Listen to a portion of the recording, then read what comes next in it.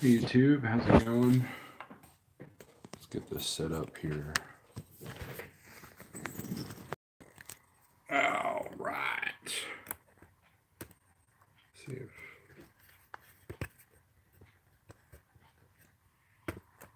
there we go. I know I'm not all fancy like some YouTubers are. Let's there we go. Maybe that'll work. We'll do some shout outs here. There we go. All right, let's do some shout outs here. Daniel Adami, you are actually first. Rich, you are fourth, but you're actually second. Michael N.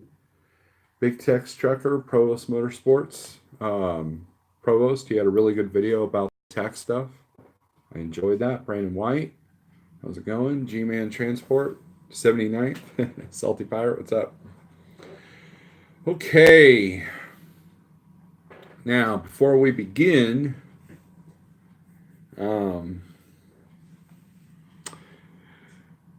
I do not pay for the expensive $200 a month DAT board stuff.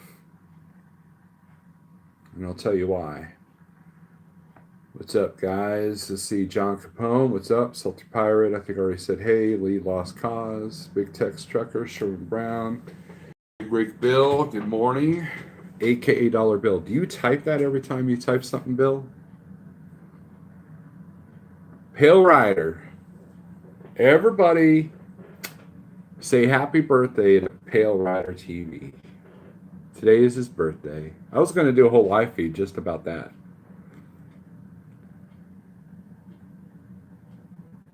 All right, good deal, Daniel. Daniel says, I got me some really good news today. I got one more weekend drill with the reserves left. Awesome. G-Man says, I used the $50 version of that.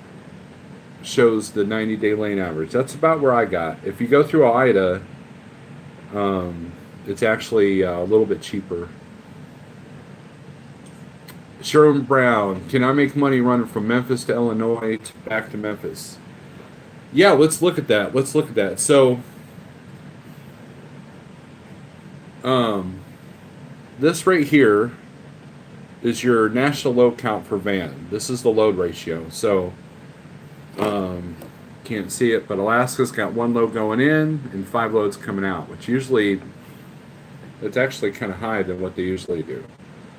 Alabama, you got 309, 187. So what that does is that kind of shows you the states where it's, now this won't reflect rates to a certain extent. I mean, rates do reflect that a little bit, but also all this does is show you the challenges of, what states are more challenging to get out, okay?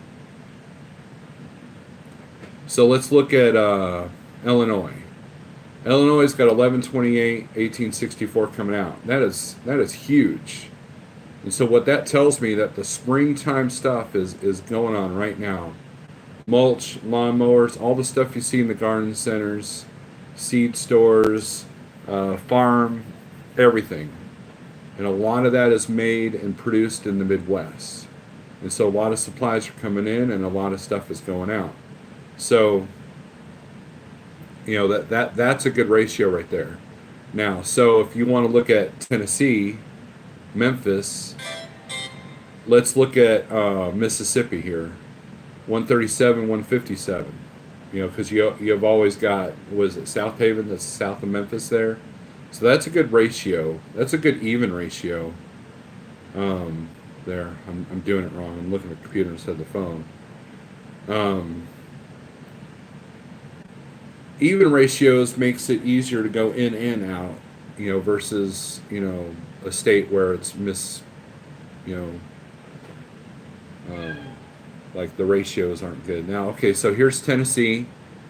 433 going in and 327 going out. So Illinois to Memphis, then back, that might be doable, but you're going to take a hit when you come out of Tennessee a little bit. You're going to take a hit when you come out of Memphis.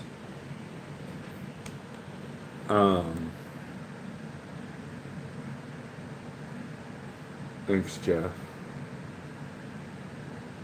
Oh, okay. Let's see. Nettie, happy birthday, Pale Rider. Enjoy your day. What about Kentucky? Kentucky, um, 414 going in, 256 coming out. So now, but the thing with Kentucky though, if you're like say near Evansville, you got Indiana. So you can also look at the other states. Look at Indiana, 773 coming out, or I mean going in, 914 coming out. Hey Princess, Prissy Pants, Big Houston, what's up? Um,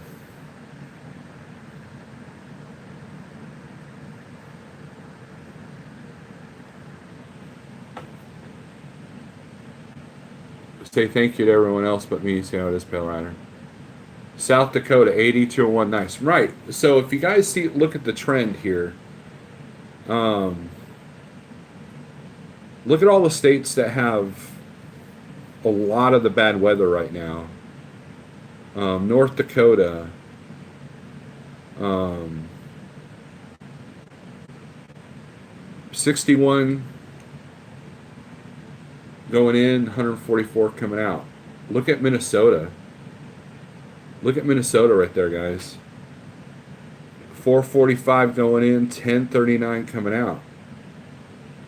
So you should be able to get a good rate out of Minnesota, or at least good load volume.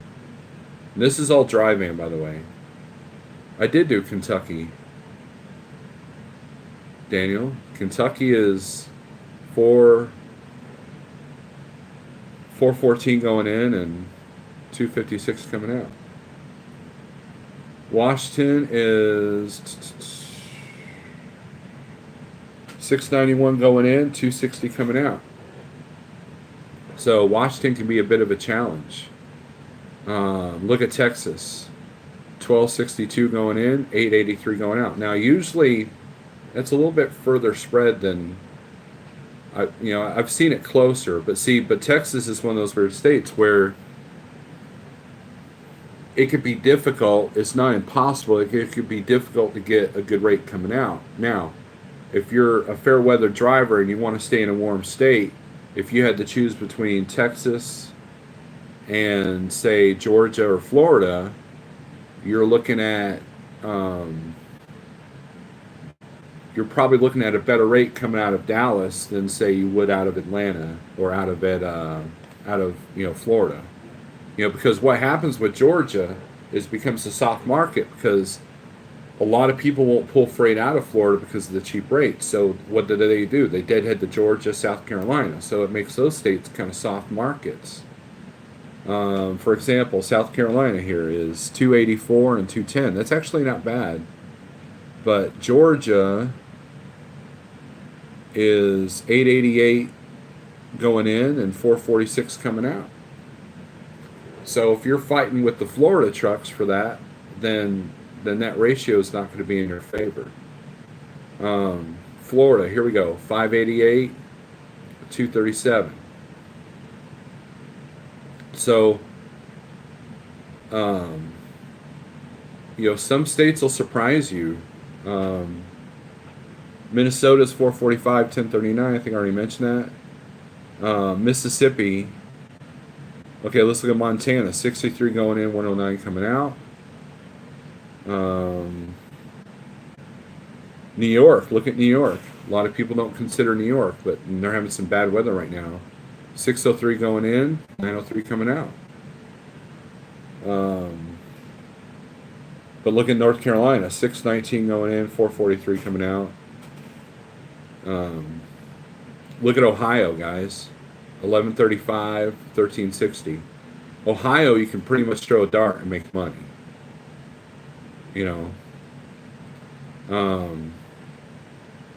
Look at Oklahoma. Oklahoma's not too bad. It's usually worse than that. Let's see. The cat wants out. Virginia is not horrible. 430 and 365. Vermont is surprising. 48 and 63. Washington State is 691. I think I already mentioned that. Look at Wisconsin, guys. Let the cat out again. Wisconsin is 790 going in and 1566 coming out. And look at Wyoming, 49 and 87. Now, if you go up to Wisconsin, Minnesota, you're going to weather. So now let's look at 1, 2, 3 low board here.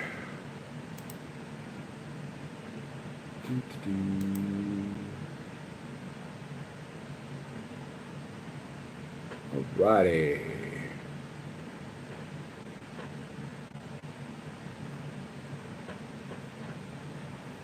It's been a minute since I've been on here. Let's go to home.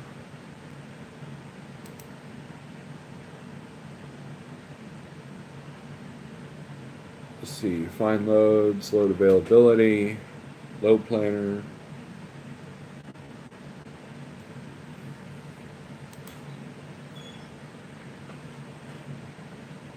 Oh, did that wrong here. So let's look at, these are all the load ratios for 1, 2, 3 low board. This is just for van. Let's look at van here. Submit. Okay, so here's the list of, let's turn this over here. So Alabama, 165 coming out, 229 coming in. And what 1, 2, 3 low board do that is that they highlight the numbers that, wait, no, they don't. Let's see here.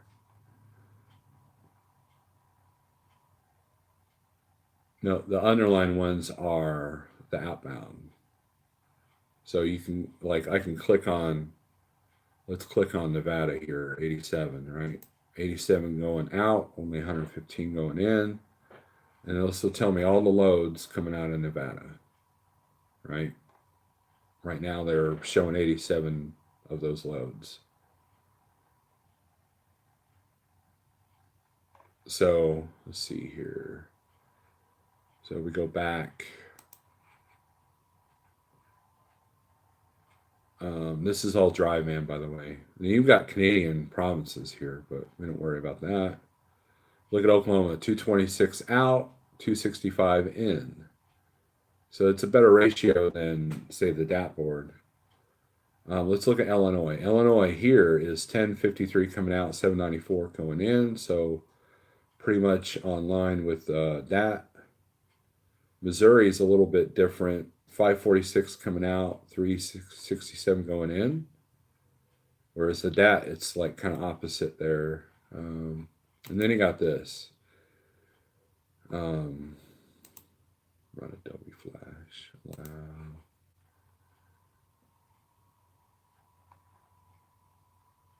Let's see if this loads up. Okay, and then you can hover over the state, you know. Look how fancy that is. Let's see. So like Mississippi is cold. That's strange. West Virginia is cold. Now this is just the loads that 1, 2, 3 low board has. You know, it's not like Sonar where it's showing where the trucks actually are and where the loads actually are being posted. But you know, it's in line with the general. These are the states that you generally want to stay in, right? But as you can see, Texas is a hot state, but you know, you're not going to get the best rates out of there because there's so many carriers there in Texas, you know. You know, this California, you know, it's got 1078 going in and 709 coming out. Interstate is 217. This will tell you the interstate as well, which is cool, you know. Florida, there's 514 going in, 251 going out. Interstate is 48. So let's see. Let's go over the comments here. Let's see. Almost home. I'll be posting a video tonight. If you don't fall asleep later. Brian Garner, what's up? Ever since I started playing on the free version of 123 Billboard, I've gotten messages from brokers about loads on there. Yeah, Anthony, that's what's going to happen. Benjamin Duke, this is odd. You would think the differences would be less. I wonder if it's the companies that let them track them. I don't know, Benjamin Duke. I mean, this is all information. Take with a grain of salt, in my opinion, because like just because a state has a good ratio doesn't mean that you're going to get a good rate. If you know, it's like during November, everybody flocked to California, right? So what did that do? It changed the capacity in California. And so when you have, so I see that same threat happening with freight waves with the sonar, is that the more people that have this information, the more they're going to flock to a certain spot. So what I look for are states that are consistent, because one part of year, California could be hot, and then another part of the year it could be cold. Same thing with, like come watermelon season, Florida's going to be, kind of raging when it comes to low board information.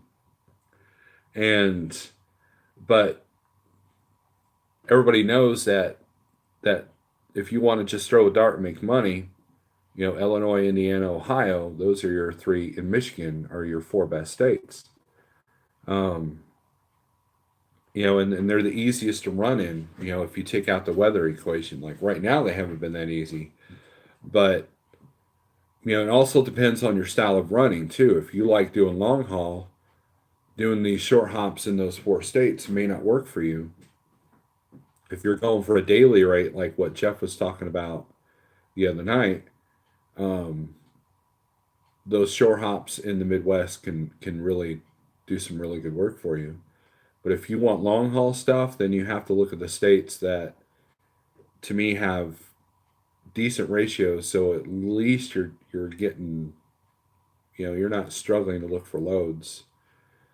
And then look at the surrounding states. If you're delivering in Florida, look at Alabama. If you're delivering in Vermont, you can look at New York. As far as pulling stuff out.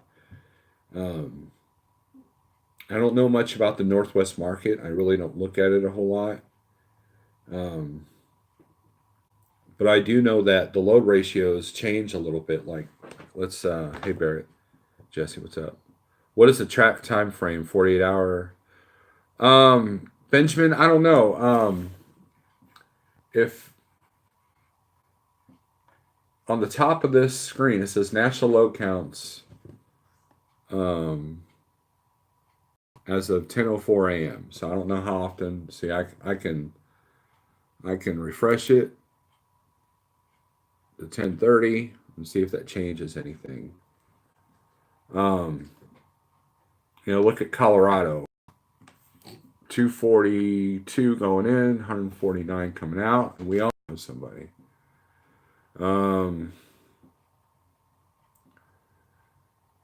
State that surprises me with the ratio is New Mexico. New Mexico is usually dead.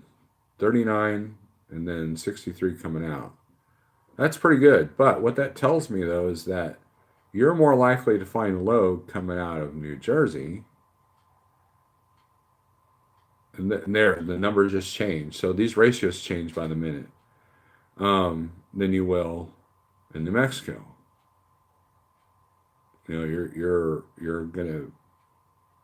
You'll have more luck with the volume in New York than you would in North Carolina. Now, granted, New York's a big state, so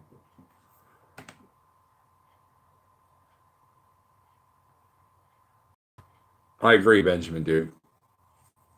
I agree. Watch other markets, but the one you run is the one you want to be up on trends in the cycle. Since when savings up, then move on to another market, right? I still see people talking doom and gloom, and I see people talking they're doing great. The ones that are killing it that I've talked to are running in bad weather areas. Let's talk about that, Anthony. Um, hey, Anthony, what's up? Thank you. I appreciate that. Um, yeah, there's a couple of YouTubers have talked about running in bad weather or following the storms, and that there's some truth to that, because what happens is it disrupts that market because a lot of loads didn't get delivered, or a lot of loads are running late, or maybe the shipper fell behind because their workers couldn't get to work, and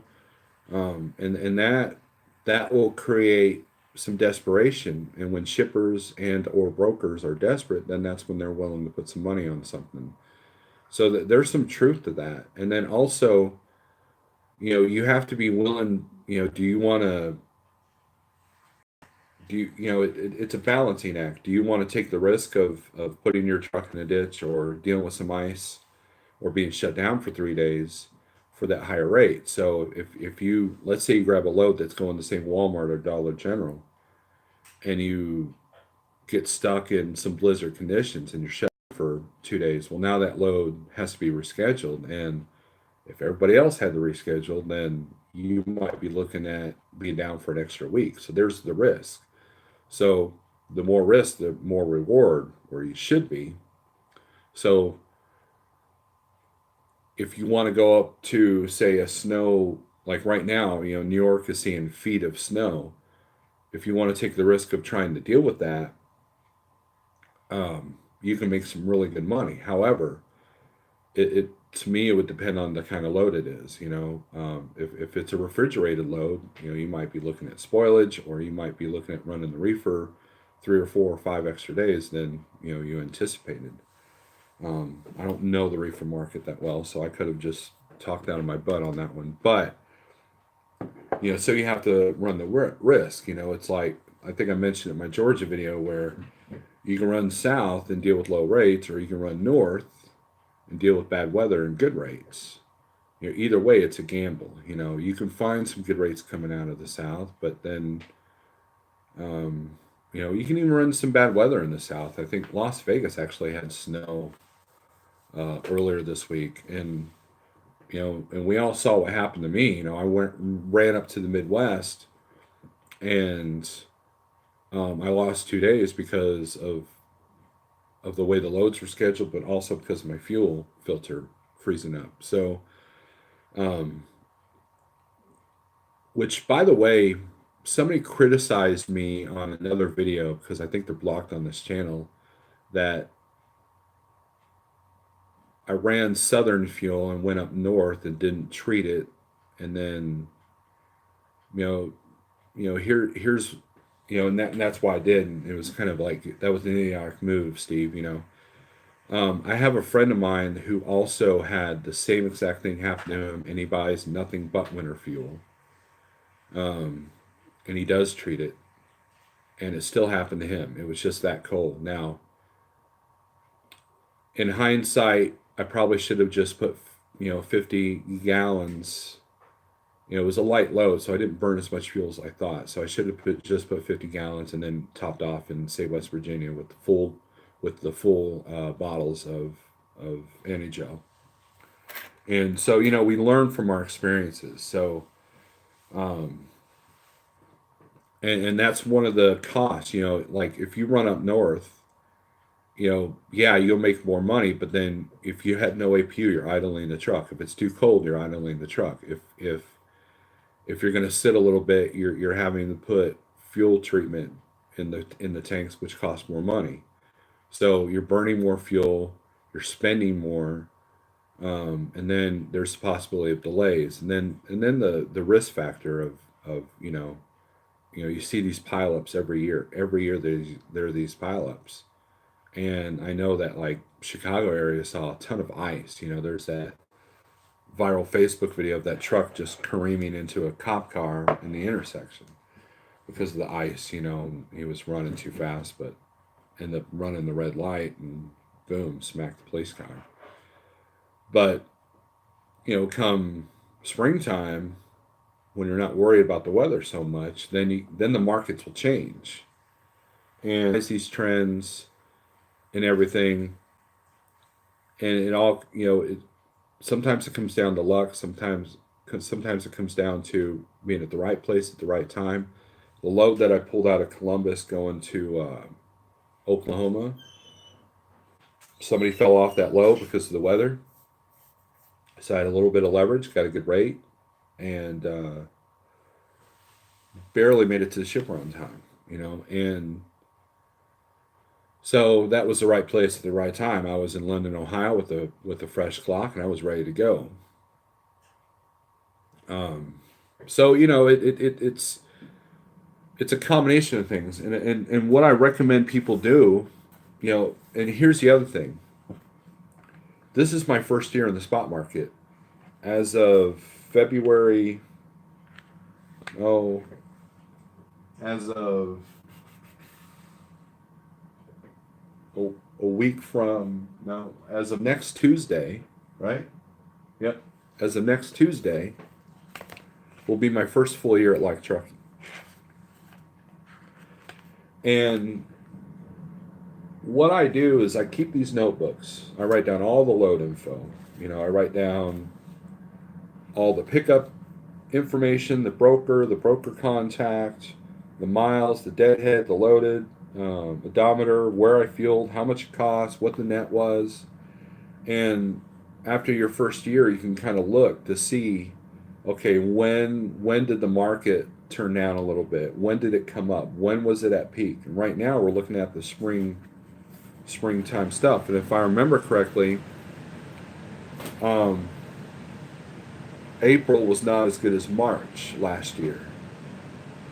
And so last year was the first full year after the ELD mandate that where everybody started readjusting and all that. But these notebooks are handy. I met a guy at Landstar when I was there who took notes on everything. He tracked his numbers on paper.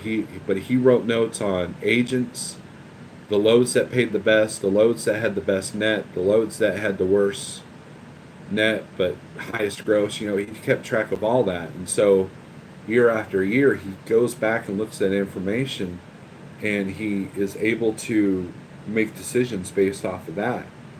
And with Landstar working a lot off not just contract but spot market, it was beneficial to him. Like, okay, this time of year I need to stay with these particular agents because they got direct shippers, whereas this particular time of year I'm going to go with the 3PL agents that have a lot of spot market freight if the spot market is doing well.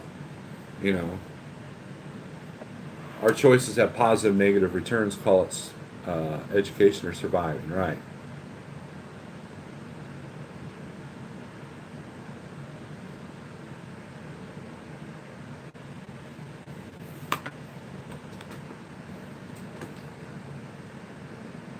I'm going to go over some comments. Benjamin Dukes makes some good comments. Daniel Adami's got a $2.75 per mile. Good deal. Sometimes you have to do what others won't. Right. And a very, very successful heavy haul operator at Landstar told me that. You got to do the multiple stops. You got to do the hazmat. You got to do the, overnights at times. If you really want to stay competitive.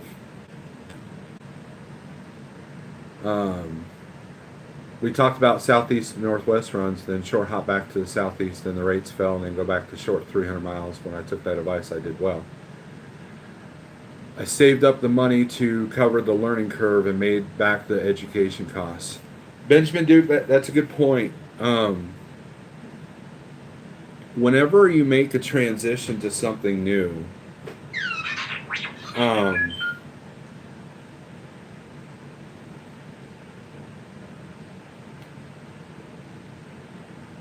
then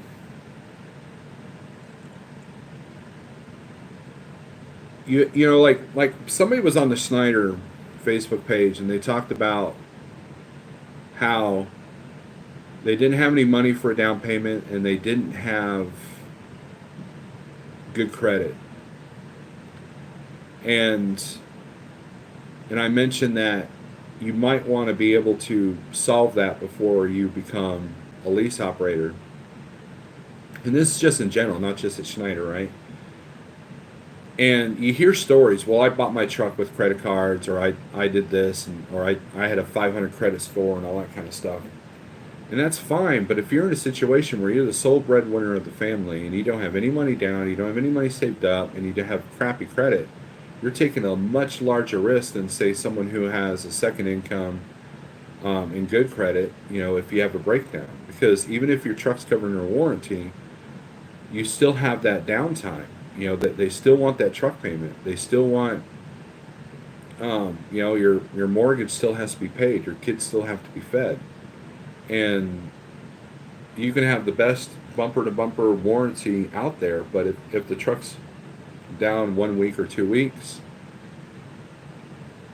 you know, that could, you know, if you don't have money saved up or credit cards to be able to, or a line of credit to be able to handle that, then that could really create a bigger hole. So, in my opinion, and this is what I said on Facebook, because this gal was like, you know, well, I did it. You're like, well, okay, well, that's great. You have a good work ethic, and that's fine. But there's a lot of people that don't, and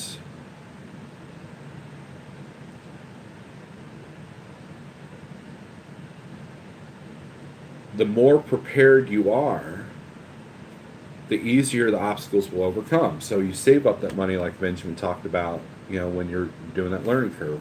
And I think that's where I had a little bit of trouble, because when I went from Schneider to Life Trucking, I had a good amount of money saved up for the learning curve, but then my clutch said, no, you don't.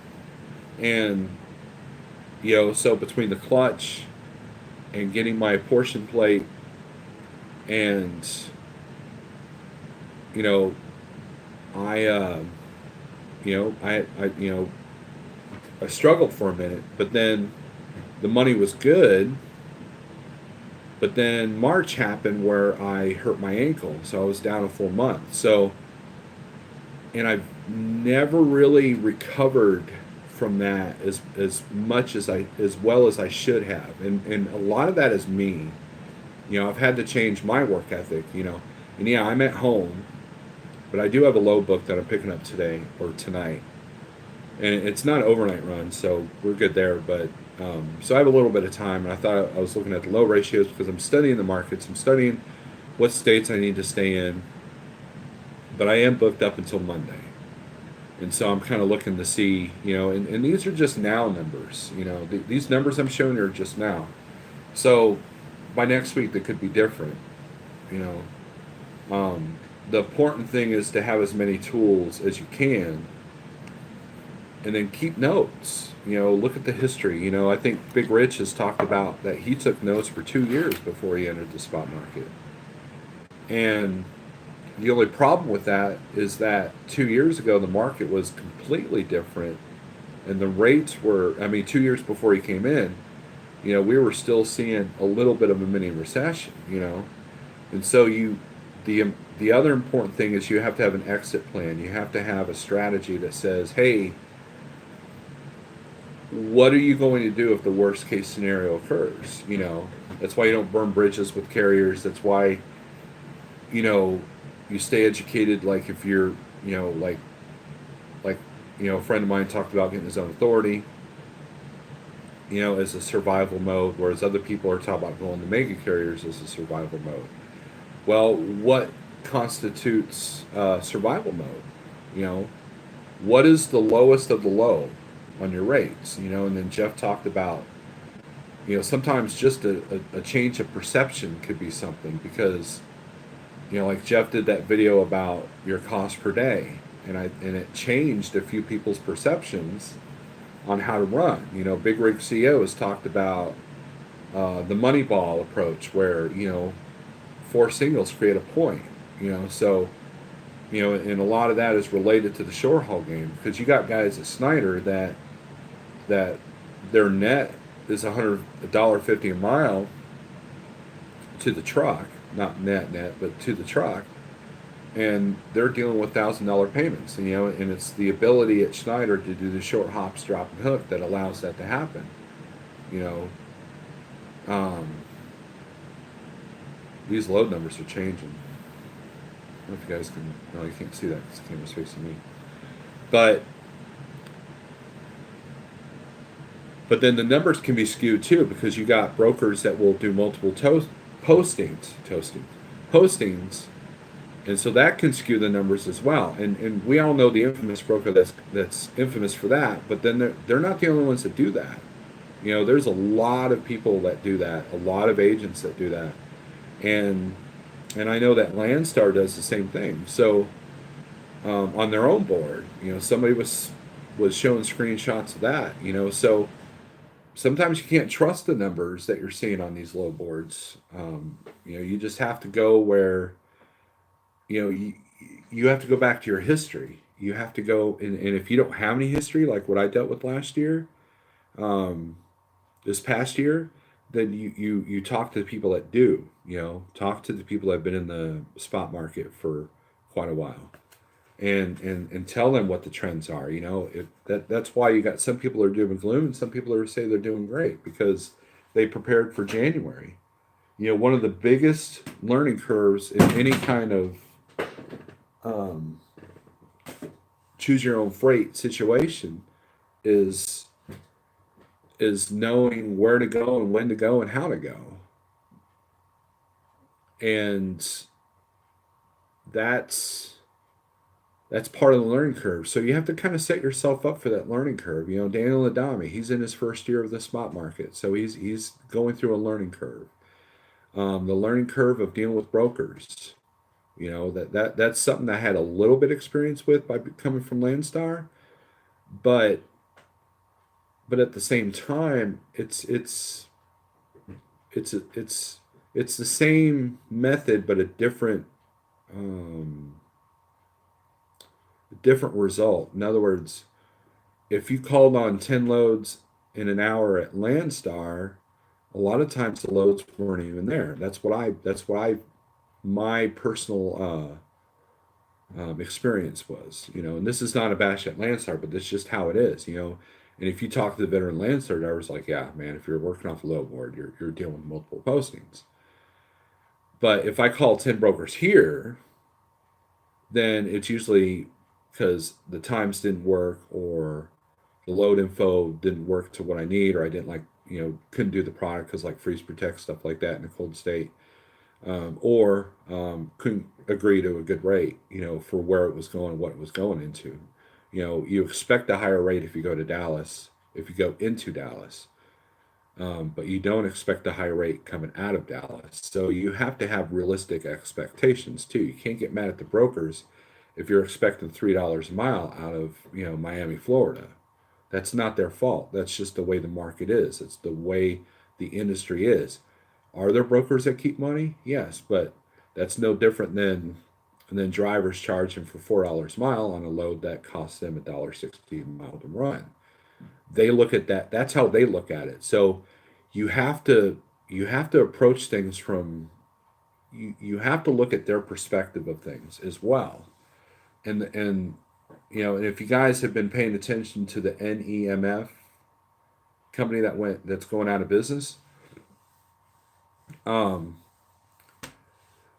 of the problem with that is the shippers wanted such low rates that the company had to kind of sometimes. Okay, let me. I don't know what NEMF's situation is, but let's take a carrier and say that they have a contract with, say, I don't know,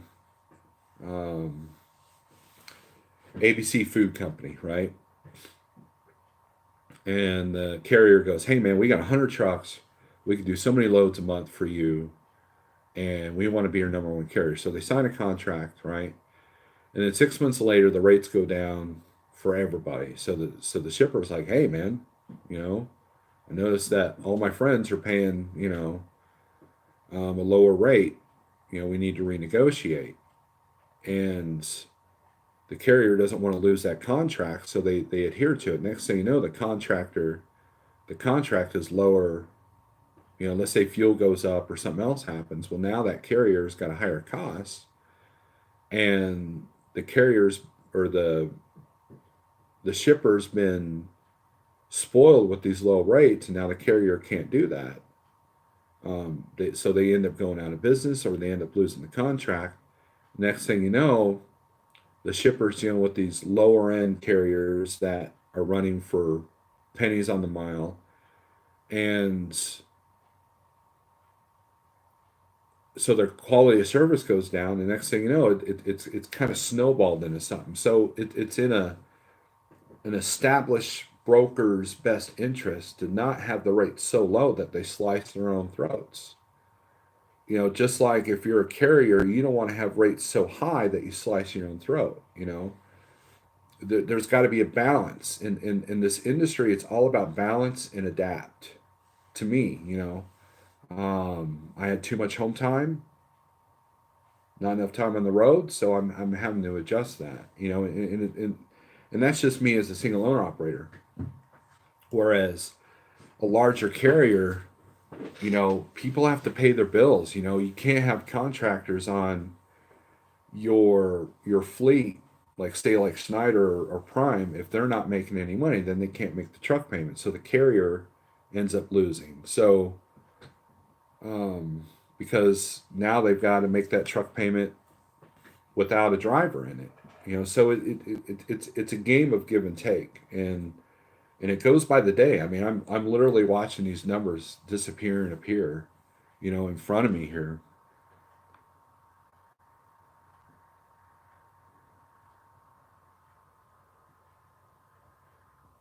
Is the chance of making more money worth the risk? Storm, downtime. Yeah, that's kind of what I was saying. Johnny Nobody, yo, what's up? Our choices have positive and negative returns. College education is fine. I think I already read that. And now learning what can happen, what you need. You need to have a larger fund. You can adjust your plan to handle what you're educated on now. Exactly. First 3 years, I thought I had to run every day, every week. Now I run hard April to August, then worked up. Then I worked up January to April, a week short to cover costs, and I really do go to a part-time job at a pizza place. Wow. You can go high on your rate and then go down. You will not go up. Be confident. You can always call them back later.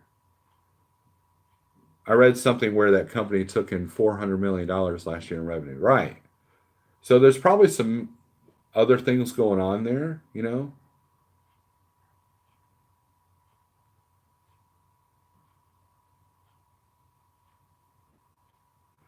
New England Motor Freight claims that high shipping costs and driving shortages are the reason why they are going out of business. Well, if there's a driver shortage, there's not a driver shortage problem. There's a driver retention problem. Um, if you pay your drivers well as a company, guess what? They're not going to want to leave. You know, and if you don't have other aspects of your business together where it's a pain in the butt to work for you. Now, granted, a lot of people feel entitled. A lot of people feel like as a company driver, you have to have everything handed to you, right?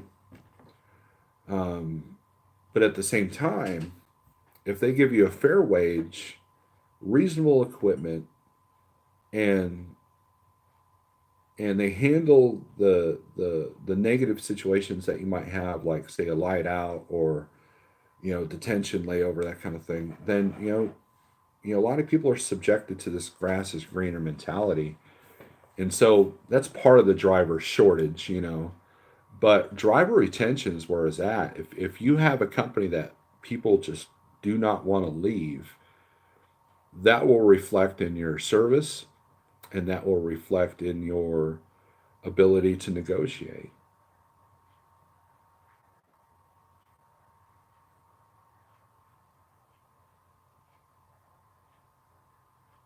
So what low board? We're on DAT and 123. Um, we can turn this around.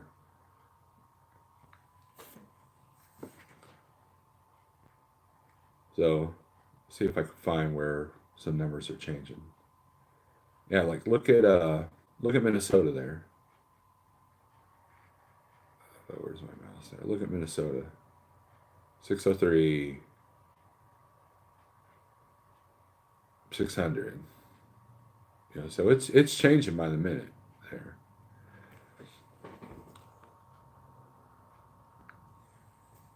Now, I will say one of the things that I've learned about being at the right place at the right time. If you come across a load on the DAP board and you click on it and it says cancel, it has the red CAN on the side, and then you see it reposted, and that keeps happening. That is a broker trying to keep that at the top of the feed, and more likely that's a hot load. That's what I have found. Um, and so that's what creates that number fluctuation like that. Um, and a lot of the big brokerages kind of use that method. I'm just saying. Um, but what I'm really liking about a lot of app or a lot of low boards are the apps. Um, and like take CH Robinson for example. They have an app, and I can literally be on the phone with my you know with my with the guy we use, our carrier representative, and we could be looking at the loads together. And I'll say, okay, what about this one? And what about that one? You know, um, and that helps a lot. Um,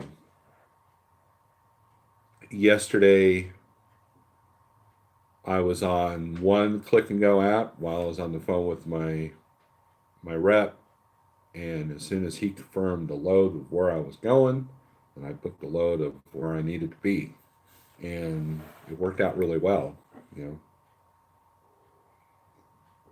one of the skills that you learn at Schneider as an owner operator is to book yourself ahead. And there's a certain mindset of load playing that you have to have when you book two or three or four loads ahead. And I think that's part of the name of the game. When the load volume's down, you really got to be booked ahead because, as I believe Provost kind of pointed out, that when you're looking at a load board, say Monday afternoon for loads leaving out Monday, you're looking at the scraps that no one else wanted, either because of the rate or because of the product or because the time or the load info. There's a reason why no one wanted those loads. If there's more, you know, and I found that to be true in any situation, whether it's Landstar, Schneider. If you wait till the last minute to book at Schneider, it could bite you in the butt. Same thing with Landstar. And Landstar, I was always afraid to book ahead because if you had to call like three agents to cancel their loads because your one load that strung them all together, you know, was gone. If you did that too many times, they would put comments in their thing with your truck number saying that, you know, this guy has a tendency to cancel loads because when you book your own loads, you have the issue of Schneider had to come up with a rule because people would book these loads and then they'd find something better. So if you booked a load out of say Phoenix, Arizona, stop looking at Phoenix, Arizona because you're always going to find something better that wasn't there when you booked that load. You know, that's us doing that. It's the same as if the broker finds a cheaper truck after they've given you a rate comp for that load, and that does happen. But a load cancellation can really bite you in the butt, whether it's from you or from the broker. Um, so that's I'm always afraid of booking ahead because there's been a few times where it's bit me in the butt. But at the same time, that's the risk versus just trying to get that last minute 3 o'clock shuffle load.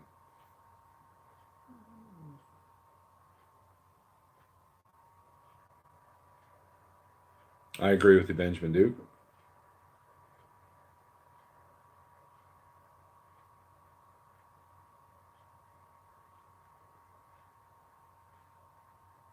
Benjamin Duke says, I thought the canceled was getting rates on a contract run, fishing for a rate.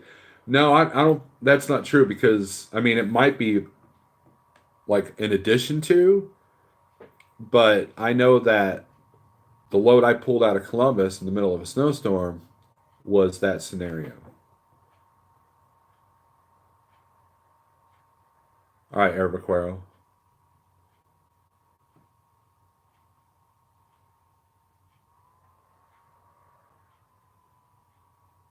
Right, Benjamin Duke. I agree.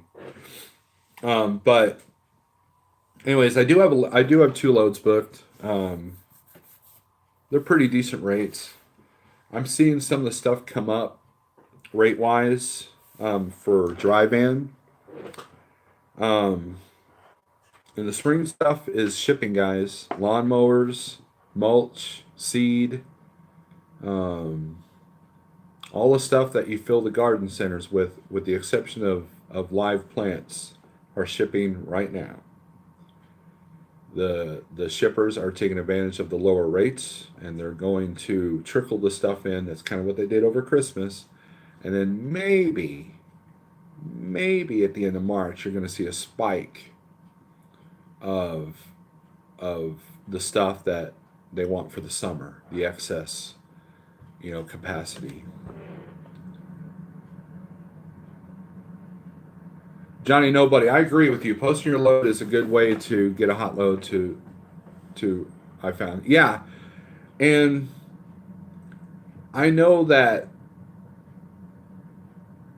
I know a few people that use that method, and and because, or they use it like they use it to gauge the market. Like if you post your truck in a certain area and you're getting bunch of phone calls, then you could pretty much get a better rate out of that. Whereas if you get hardly any phone calls, you've gone to a cold area. Yeah, Dice Man's got a load of mowers now. Yeah, a couple of our guys are doing that right now too.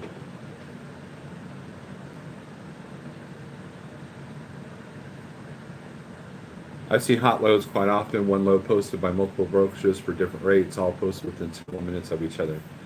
Yeah. And that's the other thing. There are some shippers that put out their stuff where multiple brokers can try to move it. So that's where the race to the bottom comes in. That's where they're trying to underbid each other. If you guys have seen that show, Shipping Wars, as much as I hate, um,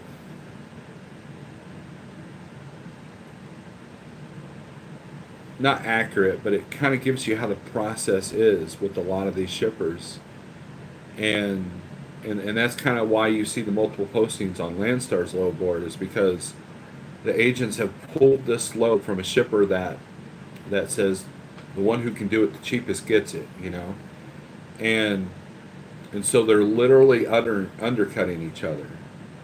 But what happens is that if they undercut each other so much, then the load doesn't get moved, and then no one wins.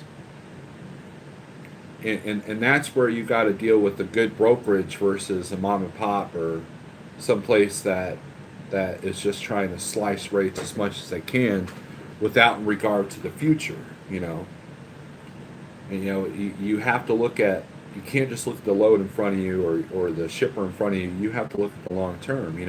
Lose money here, gain money there.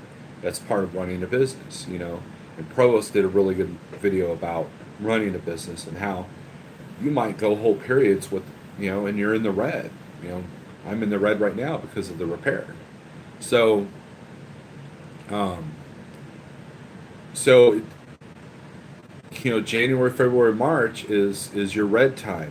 It's survival mode. So even if you run full on till, say, the end of December 31st, well, then you can afford to take January, February and run light, but you're still going to be in the red. My opinion. I could be wrong. Um, and it's not just truck repairs. It could just be, high fuel or whatever. Thank you, Benjamin Duke.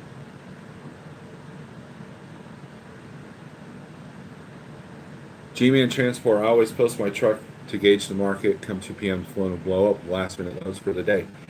Now, G-Man Transport, that is a good method if you haven't started your clock. To post your truck like that in a situation like that, and you haven't started your clock. So if you have to do an overnight, you could.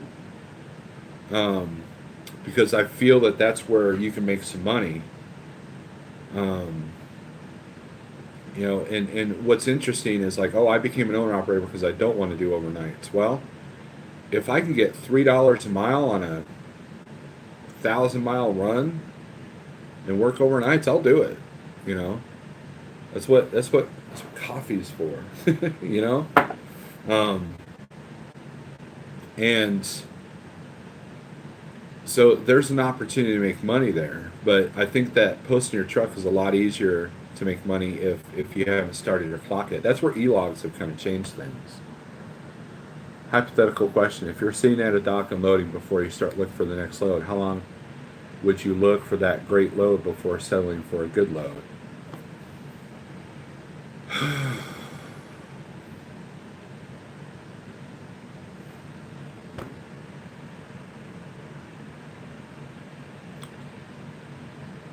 Well, Anthony, it just depends on the market. You know, that there's no real answer to that because you're always looking for the great load.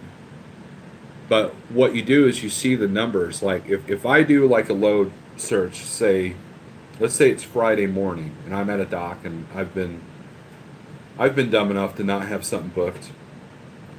Well, when you see the load count go down and down and down, and then you extend it to Monday, and then you see the load count go back up, guess what?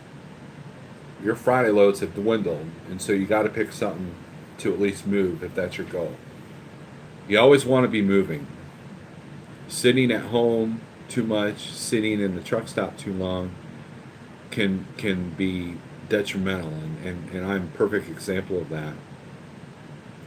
It's a lot easier, I think, to move on something when you're in a truck stop because you don't want to sit there very long. Versus sitting at home, it's easier to go, wow, you know, I'm not moving this truck this much, you know, that kind of thing. And I've talked about that before.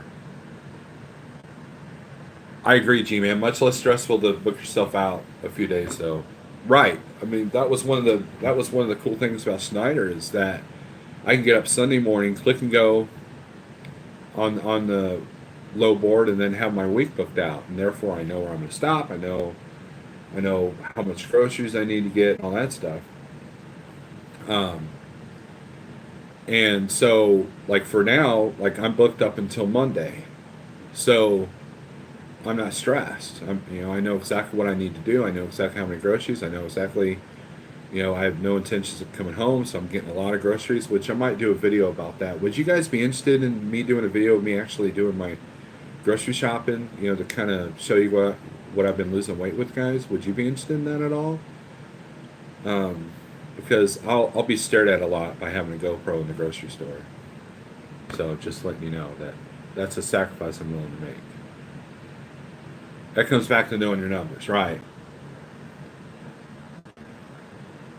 So, I say so a lot, don't I?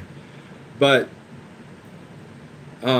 the other thing I want to put out there, and I'll probably put out a poll, is there are a few people that have mentioned that my vlogs, where I combine music and talking and driving footage, that seem to be getting a lot of positive response from that. And do you guys prefer that, or do you prefer the live feeds, or do you want a mixture, a balance, if you will? Yeah, I'm a dork. I don't care. I was just curious. I've heard some people say that they'd rather sit and hold out rather than book a decent load to get them moving to a better area. You got to know your numbers, Anthony. And what happens is, though, if you're at a dock, like in the old days, that was probably true, because you can manipulate the numbers on the paper log. But if you've already started your clock, that limits all your loads. So let's say that you started your clock at 8 a.m. and you just started getting unloaded at noon because you had a 3 hour drive, and all the loads on the load board are 550, 600 miles that pick up at noon and deliver 8 a.m. the next day. You can't do those loads because you've already started your clock and you need a full day's drive to get to those loads. And that's where the short haul can become a challenge. Short haul is a less of a challenge when it comes to the 200 and 300 mile runs. But when you're looking at 500 and 600 miles a day runs, you're really limiting yourself on what you can take at the last minute. Now, for the weekend, that might be a good deal because if you're looking Friday afternoon for that load that delivers Monday, that's 1,000 miles, then you could still pick that up and you could still make that work. You know.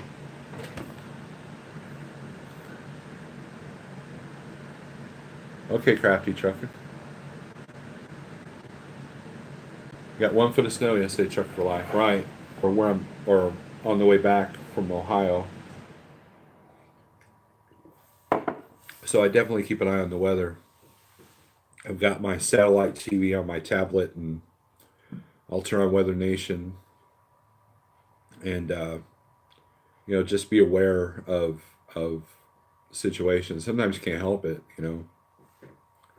I think a lot of us that book our own freight, not all of us, but a lot of us try to avoid that as much as possible. But then you take a hit on revenue when you do.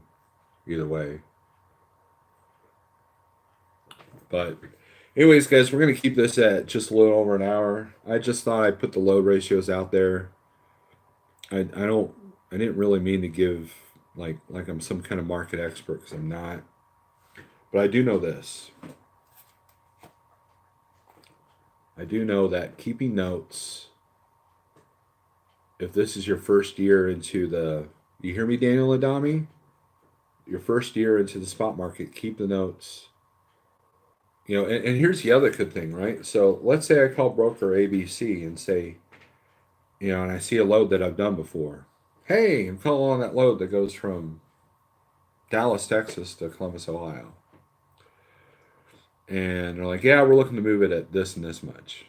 I'm like, well, in the past, I've done it for this and this much. And they can see that. Then they'll tell you all the market trends and all that stuff. You could tell them how much you ran for it. And the more you seem like you know what you're doing, I think that your better negotiation power is. If you call them up and act like you don't know anything, or if you call them up and ask for this ridiculous rate that's way higher than the 90 or 15-day average, then I think they will just laugh at you. Just like when they call and say, hey, I've got this 500-mile load moving for 480. You would just laugh and hang up, right? Unless it was a partial, then that's a whole different story. But,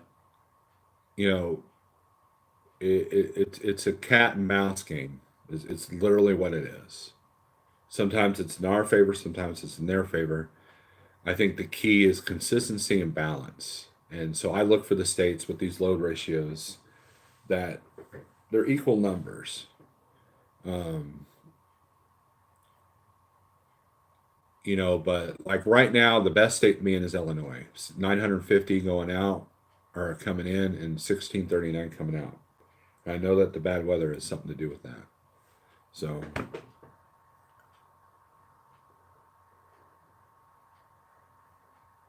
good deal, Anthony. All right, so guys, thanks for watching. If you want to hit the thumbs up, cool. If not, whatever.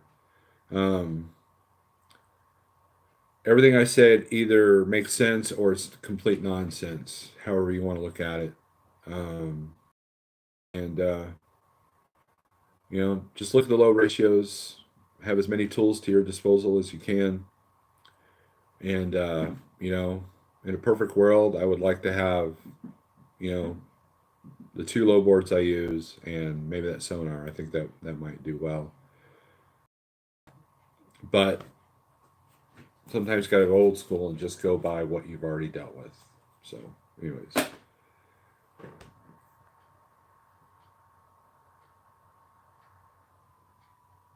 But yeah, overtaxed Minnesota. Trucks hitting, littering I-90 in Wisconsin last 2 days. Slow the hell down. Yes. Slow down.